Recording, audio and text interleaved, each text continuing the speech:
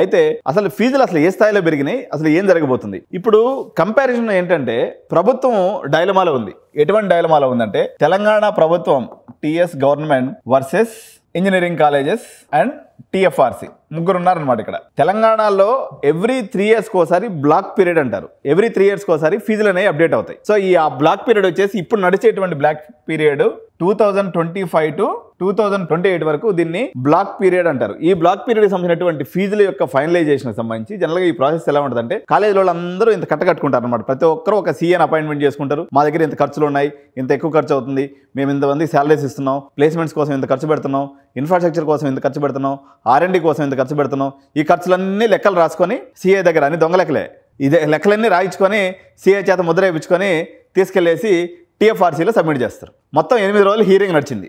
8 రోజుల హీరింగ్ అంటే జనరల్గా ఎప్పుడైనా టిఎఫ్ఆర్సీకి ఎవరు ఉంటారంటే జడ్జి ఉంటారనమాట. ప్రస్తుతానికి వచ్చేసి గోపాల్ రెడ్డి సార్ ఉన్నారు. సో ఈ జడ్జి గారు ఏం చేస్తారంటే ఈ ఫీజులన్నింటినీ కూడా ప్రభుత్వానికి సంబంధించినటువంటి సీఎల్ చేత ఒక మదింపు చేస్తారు. మదింపు అంటే మొత్తం దాన్ని స్క్రూటినీ చేసి అవునండి వీళ్ళ దగ్గర క్వాలిటీ ఉంది, వీళ్ళు 7th pay స్కేల్స్ ఇస్తున్నారు, వీళ్ళు జెన్యూన్గా కాలేజీలు రన్ చేస్తున్నారు అనేటువంటి నిర్ధారణకు వచ్చిన తర్వాత సపోజ్ ఇప్పుడు సిబిఐటి తీసుకున్నారనుకోండి, సిబిఐటి, వాసవి, అదేవిధంగా విఎన్ఆర్, నారాయణమ్మ, ఎంజీఐటి ఇటువంటి ఒక 10 కాలేజీలు ఏమో దగ్గర 2.5 లక్షల ఫీజుకి అప్లై చేసుకున్నాయి. ఇంచుమించు మిడ్ లెవెల్ కాలేజెస్ అన్నీ కూడా 2 లక్షల ఫీజుకి దగ్గరకు వచ్చేసినాయి. ఈ మదింపంతా ఎవరు చేస్తారు? టిఎఫ్ఆర్సీ ఆధ్వర్యంలో టిఎఫ్ఆర్సీ చైర్మన్ లేకపోతే గోపాల్ రెడ్డి జస్టిస్ సార్ ఎవరైతే ఉన్నారో వీళ్ళందరూ కూర్చొనేసి ప్రభుత్వానికి సంబంధించినటువంటి చార్టెడ్ అకౌంటెంట్స్ అందరూ ఒక దగ్గర కూర్చొని దీని యొక్క మదింపు అనేది చేస్తారు. అయితే ఒక పెద్ద దుమారం రేగింది ఈ మధ్య. ఈ చార్టెడ్ అకౌంటెంట్స్ ఎవరైతే ప్రభుత్వానికి మదింపు చేస్తారో ఆ చార్టెడ్ అకౌంటెంట్స్నే మళ్ళీ కాలేజీ వాళ్ళు కూడా హైర్ చేసుకునేసి ఇద్దరు కొమ్మకి అయిపోయేసి ఫీజులు పెంచేశారని చెప్పేసి